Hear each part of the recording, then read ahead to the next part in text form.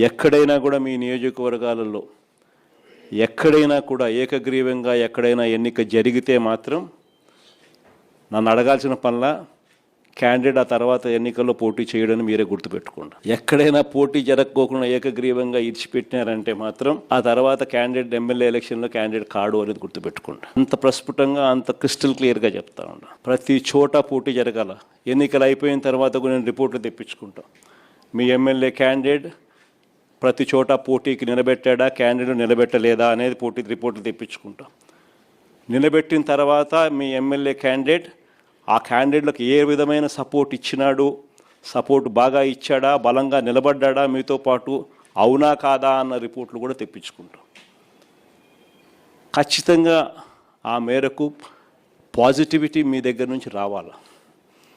ఈ ఎన్నికలు మనం మన కార్యకర్తల కోసం గట్టిగా నిలబడితేనే కార్యకర్తలు మన ఎన్నికల్లో మన కోసం గట్టిగా నిలబడతారు అన్నది ప్రతి ఎమ్మెల్యే క్యాండిడేట్ కూడా తన సిస్టంలోకి జీర్ణించుకోవాల్సిన అవసరం ఉన్న అంశం. వెన్నుపోటు పాలన అన్న దాని మీద మన గ్రామ కమిటీల దగ్గర నుంచి, మన అనుబంధ విభాగాల దగ్గర నుంచి ఇవన్నీ కూడా ప్రతి ఊర్లోనూ కూడా క్యాంపెయిన్కు పోవాల్సిన అంశాలు. ప్రతి ఊరిలో కూడా వీళ్ళకి మెటీరియల్ కూడా కావాలి. ప్రతి ఇంటికి వెళ్ళాలి.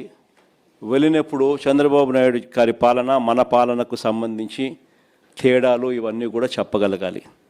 వాటికి సంబంధించిన అన్ని విషయాలు కూడా మీ ద్వారా పార్టీ క్యాడర్కు మొత్తం అందుబాటులోకి తీసుకొచ్చే కార్యక్రమం చేస్తున్నాం.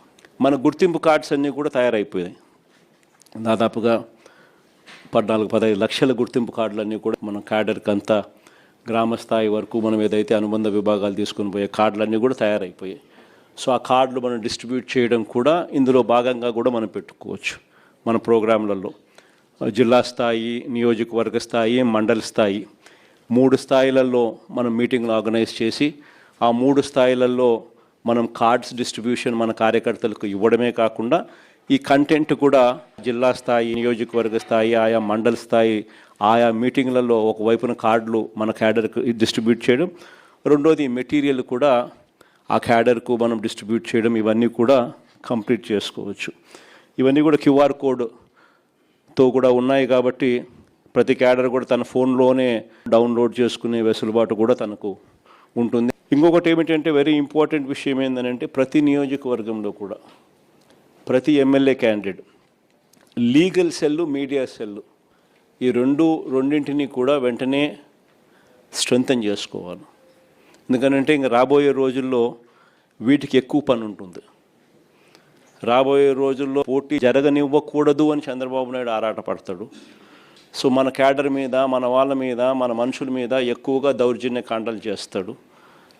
వాటి విషయంగా మన క్యాడర్ను మనం ప్రొటెక్ట్ చేసుకోవాలి. మన కార్యకర్తలను మనం ప్రొటెక్ట్ చేసుకోవాలి. ఒకవైపున ప్రొటెక్ట్ చేసుకుంటూ మరోవైపున ప్రతి ఇంటికి కూడా చంద్రబాబు నాయుడు చేస్తూ ఉన్న పరిపాలన మీద ప్రతి ఇంటికి తీసుకొని పోతూ క్యాంపెయిన్ మెటీరియల్ కూడా తీసుకొని పోయి ప్రతి ఇంటిని అవేర్నెస్లో క్రియేట్ చేస్తూ ఉండగానే మరోవైపున మన క్యాడర్ను కూడా మనం గట్టిగా ప్రొటెక్ట్ చేసుకోవాలి అని అంటే ఖచ్చితంగా లీగల్ సెల్, మీడియా సెల్ ప్రతి నియోజకవర్గంలో స్ట్రెంథన్ కావాలి. జగన్ 2.0 సూపర్ యాప్ కూడా ఎలాగూ ఉంది. మనకు సంబంధించిన వైఎస్ఆర్సీపీ టాక్స్ కూడా ఎలాగూ అందుబాటులో ఉన్నాయి. సో వీటి ద్వారా మనం ప్రజలకు మెసేజ్ పంపించాల్సినవి, మనం మెసేజ్ పంపించాల్సినవి కూడా సోషల్ మీడియా ఆధ్వర్యంలో మనం పంపించాల్సిన కార్యక్రమాలు మనం చేయాలి. మీ నియోజకవర్గాలలో సోషల్ మీడియాకు సంబంధించి అత్యంత ప్రాధాన్యత మీరు ఇవ్వాల్సిన అవసరం కూడా ఉంది. యూట్యూబ్ ప్లాట్ఫామ్స్ అయితేనేమి, ఇన్స్టాగ్రామ్ ప్లాట్ఫామ్స్ అయితేనేమి, ట్విట్టర్ ప్లాట్ఫామ్స్ అయితేనేమి, ఈ ప్లాట్ఫామ్స్ మీదకి మన క్యాడర్ను మొత్తం తీసుకొని ఆ ప్లాట్ఫామ్స్ మీదకి తీసుకొని పోవాలి. వాళ్ళందరికీ కూడా ఆ ప్లాట్ఫామ్స్లో ఎలా అకౌంట్స్ ఓపెన్ చేయాలి, ఎలా యాక్టివేట్ చేయాలి, ఎలా నడిపించాలి అనేది కూడా మీరే శిక్షణ ఇవ్వాలి. వాటికి సంబంధించిన కూడా కార్యక్రమాలు కూడా జరగాలి. ఎందుకంటే మనం నెగిటివ్ మీడియాతో యుద్ధం చేస్తా ఉన్నాం. ఒక ఈనాడు, ఆంధ్రజ్యోతి, TV5 ఇలాంటి దిగజారిపోయి ఉన్న వ్యవస్థలతో యుద్ధం చేస్తూ ఉన్నాం. మన క్యాడర్కు ఇటువైపున నాణ్యానికి ఇటువైపున ఏం జరుగుతూ ఉంది అనే స్టోరీ తెలియాలి అని అంటే ఇటువంటి ప్లాట్ఫామ్స్ నుంచి మనకు న్యూస్ కంటెంట్ మన వాళ్ళకి అందరికీ కూడా అందాలి. సో అవన్నీ కూడా జాగ్రత్తలు తీసుకోవాలి. మరోవైపున నియోజకవర్గంలోని సోషల్ మీడియా ఇన్ఫ్లుయెన్సర్స్ అందరితో కూడా మీరు మాట్లాడాలి. అందరినీ మీరు పోయి కలవాలి. కలిసి వాళ్ళందరినీ కూడా రిక్వెస్ట్ చేయాలి. మీ అందరితో పాటు మీకు సపోర్ట్గా వాళ్ళు నిలబడేందుకు వాళ్ళందరూ కూడా ముందుకు రావాలని అడగాలి, రిక్వెస్ట్ చేయాలి. నియోజకవర్గ స్థాయిలో ఉన్న లాయర్లను, మంచి లాయర్లను మనం ఖచ్చితంగా ఒక ప్లాట్ఫామ్ మీదకి తీసుకొని వచ్చి మన కార్యకర్తలకు అందుబాటులో ఉండే విధంగా వాళ్ళందరినీ నిలబెట్టాలి. వాళ్ళందరూ ఆటోమేటిక్లీ జిల్లాలో ఉన్న మన లీగల్ సెల్తోనూ, రాష్ట్ర స్థాయిలో ఉన్న మన లీగల్ సెల్తోనూ అనుసంధానం కావాలి.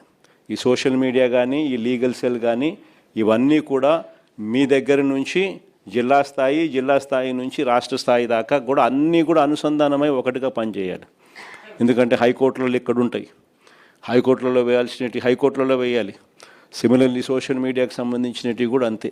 వాళ్ళకి ఎవరైనా పోలీసులు హెరాస్ చేస్తే వాళ్ళని కాపాడాల్సిన బాధ్యతలు మళ్ళీ ఇక్కడి నుంచి తీసుకోవాలి. కాబట్టి ఈ లీగల్ సెల్లు, మీడియా సెల్స్, మీరు జిల్లా స్థాయి అండ్ రాష్ట్ర స్థాయి అన్నీ కూడా ఒకటిగా తయారై, ఒక యూనిట్గా తయారై ప్రతి నియోజకవర్గంలోనూ యాక్టివ్గా ఉంటూ అన్నీ కూడా కలిసికట్టుగా పనిచేసేటట్టుగా చర్యలు తీసుకోవాలి. ఎక్కడైనా మీ నియోజకవర్గాలలో మీరు ఎవరైనా ఈ విషయాల మీద యాక్టివ్గా లేకపోతే దయచేసి ఇప్పుడైనా కూడా గేర్ మార్చండి. రెండో important point door to door campaign. ఇది కూడా ప్రతి ఇంటికి చేరాలి.